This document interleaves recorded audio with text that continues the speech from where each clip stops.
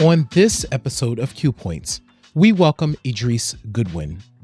Idris Goodwin is an award-winning creative driven by a passion for impactful storytelling.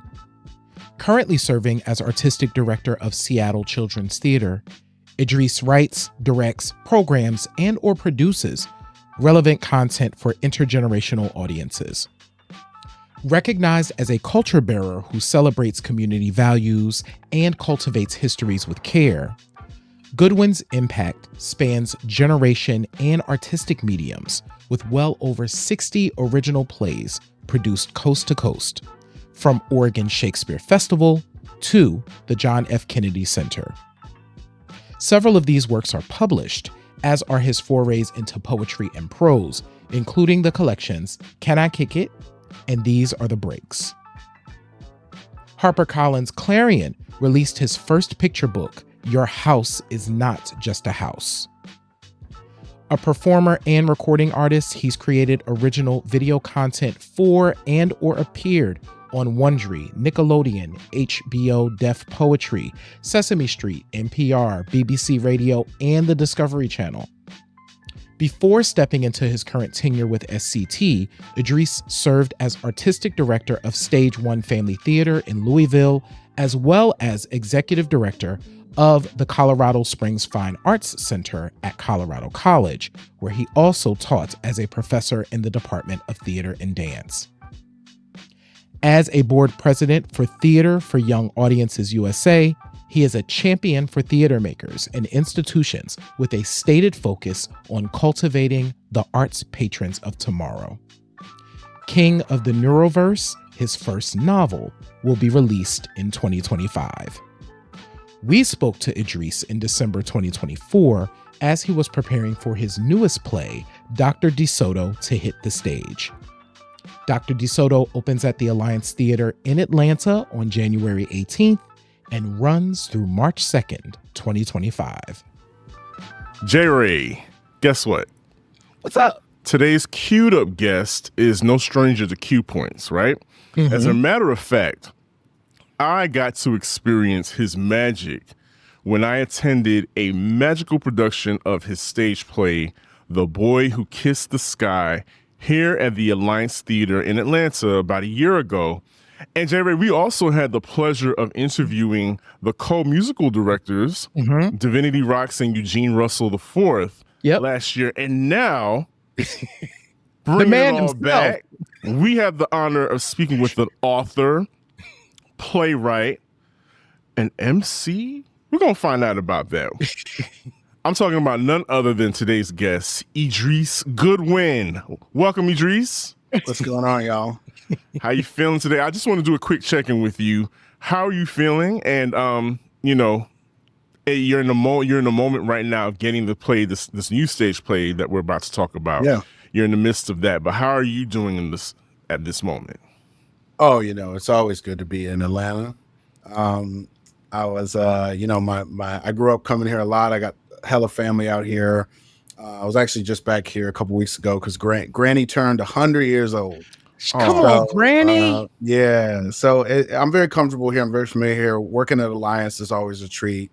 They treat me well here. I've had a few shows here before, like The Boy Who Kissed the Sky that you mentioned, as well as adaptation of Jason Reynolds' Ghosts as well. I've been here a lot of times for conferences and other things. So I'm doing quite well, man. And we're in the room where it happens. We're rehearsing, starting to kick the tires. I've been doing revisions. So yeah, just but a great reason to take a break to get to talk to you brothers about this piece. Yeah, I love it. I just also want to check in quickly with you. We can't get around it. We recently lost we now have a new ancestor, right? Yeah. Nikki Giovanni. Yeah. Mm-hmm. And as a playwright and author, what impact has her work had on you? Well, listen, growing up, my mother used to play me the recording of her piece, Ego Tripping, or Ego Trip. I was born in the Congo, mm-hmm. and I am in that lineage of griots, Black Arts Movement.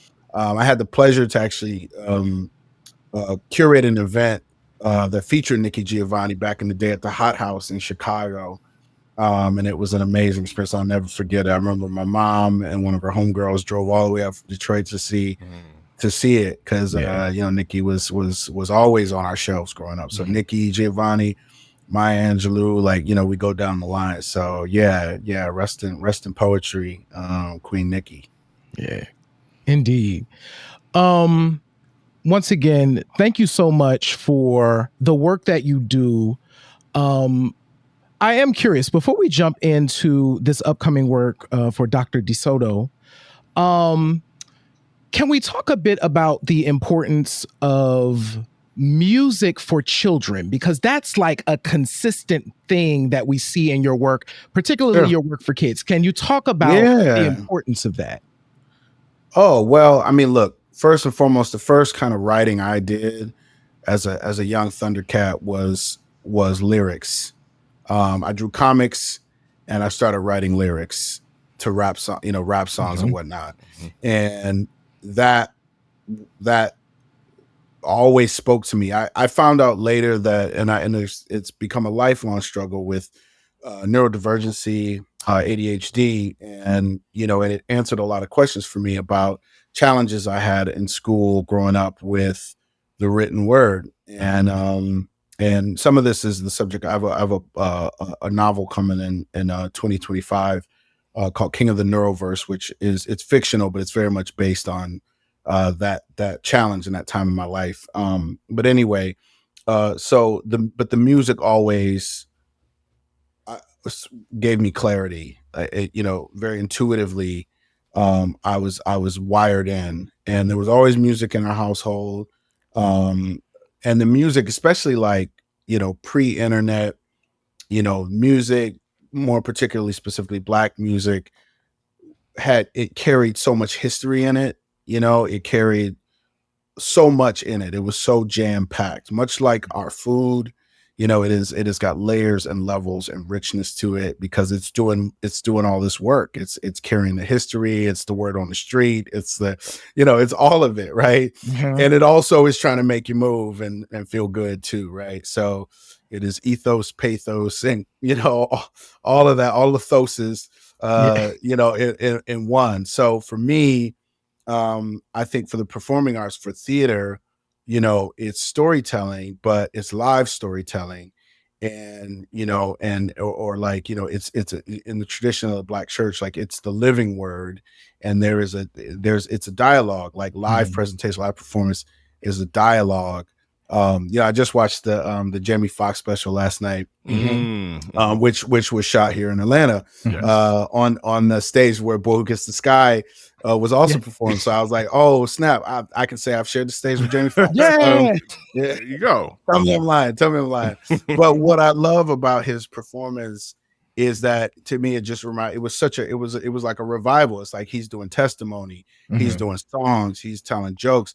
The audience is a scene partner with him, and to me, like, that is a distinctly, I think that is a very African thing, but it's definitely a Black American aesthetic. Like that is how we get down. And so for me, my work as a playwright, it was like, cool, I'm gonna follow the fundamental tenets of Western drama, right, of narrative, but within there is room for me to sprinkle in or bring in any of the things I got in my toolbox, right? And so because I started with lyrics in the rap tradition, which is on the branch of the blues, which is make it plain, as the pastor says, like make it plain, make it plain, make it memorable, make it funky. And so that is to me the role of, and listen, I approach plays or really any of the living word, the time-based word, I approach it like it's all music, it's all falling, it's all rhythmic, it's falling, like it's not behind you. It's not behind you, it's not in front of you, it's just right here in front of you, it's just now. It's on, and if it's on the one, it's gonna make the body react and do something as well. So to me, I always jokingly say I don't write musicals, I just write musical plays. But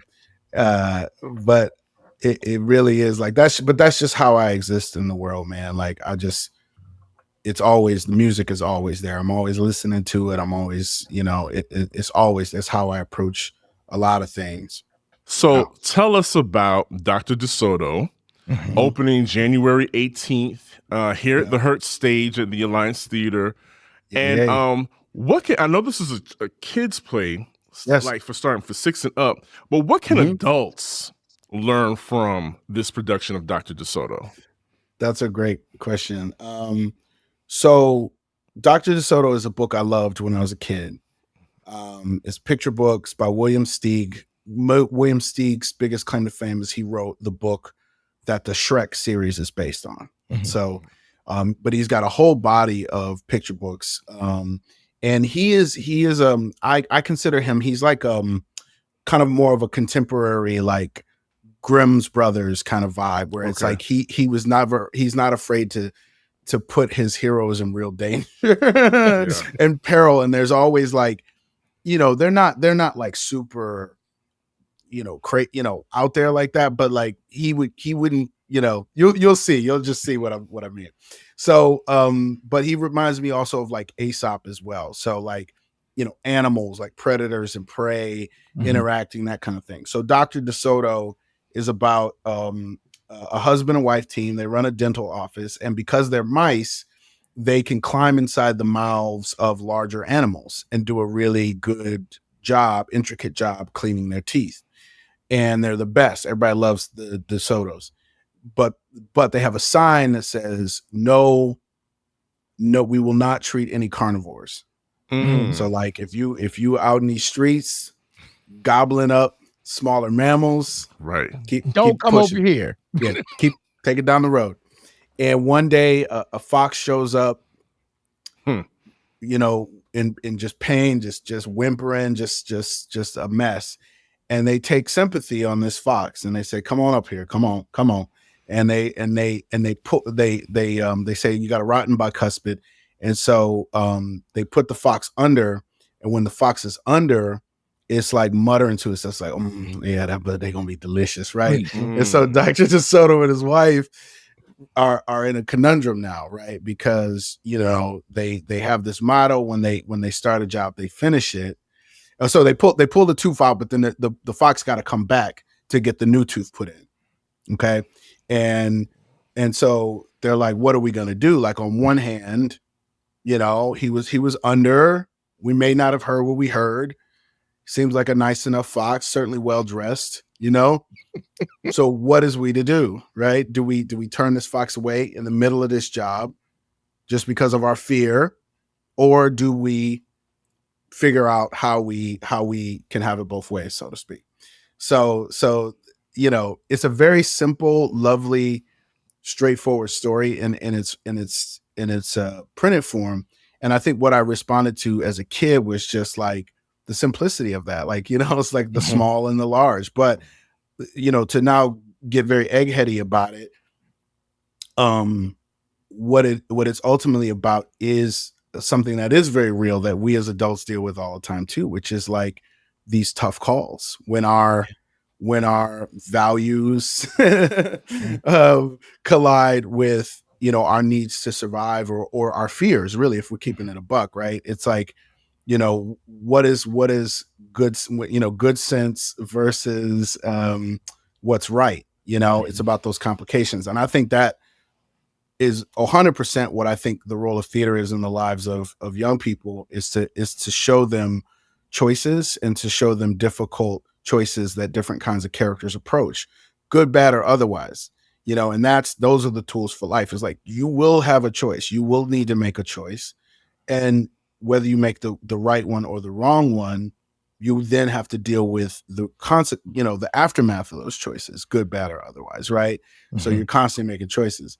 On another level, though, what was really appealing to me as a theater maker and a theater person was, in the book, you see they play with scale. And so in the opening pages of the book, it's like everybody was rocking with the DeSotos, like other mice and gophers and other small mammals, but like the hooved community was rocking with them big time. So like there's a image of Dr. DeSoto's wife like cranking him up on this pulley to like be in the inside of this mule's mouth, like this big old mule, this big old cow with the mouth open, and I'm like, wow, like how do you do that on stage? How do you do scale on stage, right? Like how do you play with, you know, these perceptions of big and small on stage? So that is like the genesis. And so, you know, I like to think of myself as writing for multi-generational audiences, because kids don't come to the theater by themselves typically.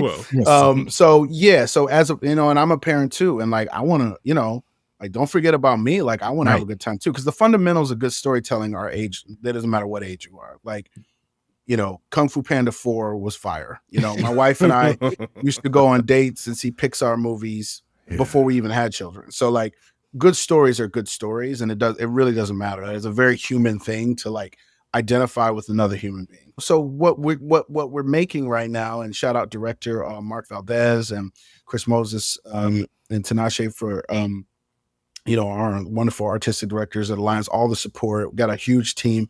It's going to be a really cool feast of cool costumes, puppetry, shadow puppetry, you know, lights and sound, you know, and we're going to be in the Hertz stage is a very intimate space.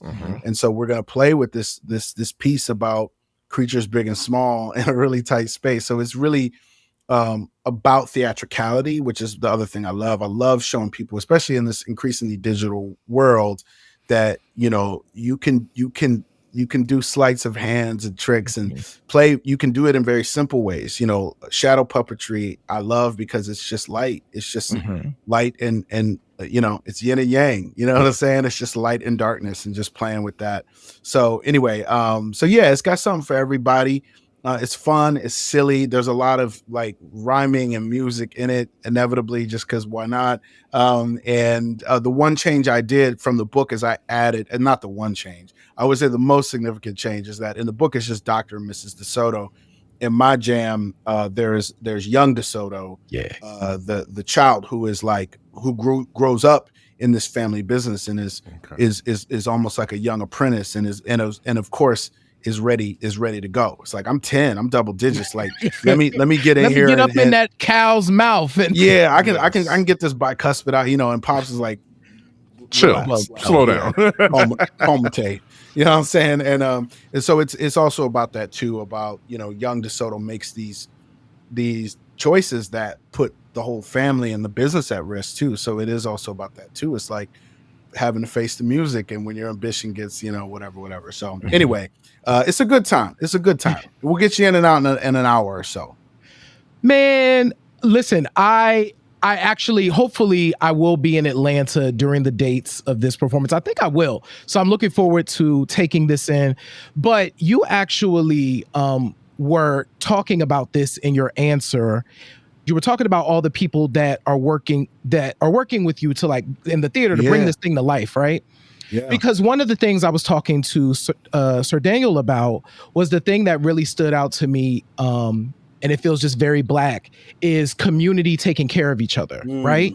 So the Dr. DeSoto and his wife are like members of this community, and there's all of these people, right, that are all of these animals that are different from them in the community that they are also choosing to take care of. And I just wanted to get you to wax poetic a bit about the importance of community in your work, like you like displaying that in the work, because we could see that as well in the Boy Who Kissed the Sky too. Yeah, just of course. Of that interplay.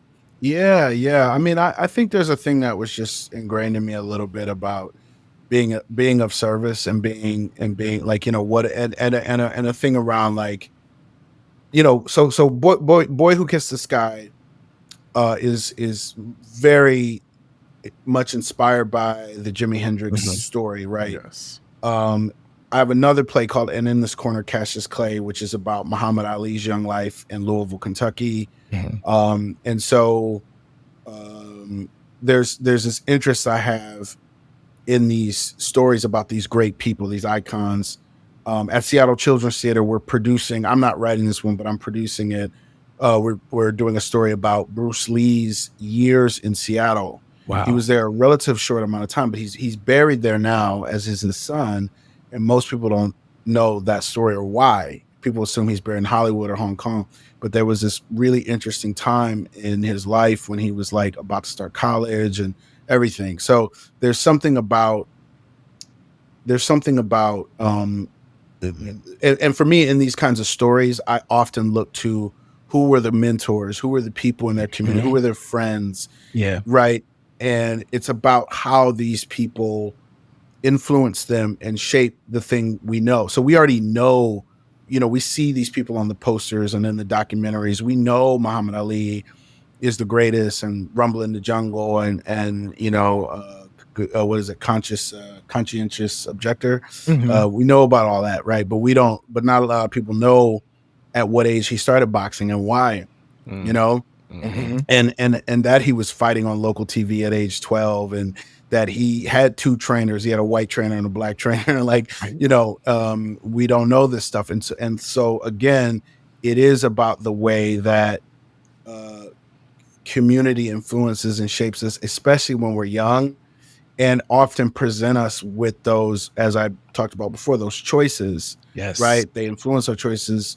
They activate our choices. They pick us up when we make a choice that knocks us down, et cetera, et cetera. So, and then also to take it further, theater in and of itself for me is about, I'm writing something that's going to gather people. And I'm very conscious of that I'm writing, not only gathering a creative team, actors, designers, whatever, but then gathering an audience as well. And we're going to go on this journey together and have this conversation together. So I think, intuitively, perhaps I am, in the case of DeSoto, it's ironic you say that, because I think the theater writer / producer in me was like, oh, this is actually a very small, like it's Dr. and Mrs. DeSoto and then the Fox. I was like, that's pretty small. And they're mostly in this one space, right? Right. But as we've evolved it, it has become about how they engage with other members of the animal world, right? Yeah. And how important that is. So even inevitably, these other, the lens widens, right? Yeah. Idris Goodwin, thank you so much, brother, for the work that you are doing. The ability to just kind of spark imagination, as we get older, right? As adults, we grow up and our imagination gets just like life hammers that thing out of us. But you are doing the work to remind adults about the importance of imagination and to spark children's imagination. So we all are ready for Dr. DeSoto, sir. So thank you so much for joining us here at Q Points and doing your work, man. This is dope. So much. My honor. Thanks, guys. Absolutely. Like I always say in this life, you have a choice. You can either pick up the needle or you can let the record play. I'm DJ Sir Daniel. My name is J Ray, y'all. And this has been Q Points Podcast, dropping the needle on Black music history. We will see you on the next go round. Peace. Peace, y'all.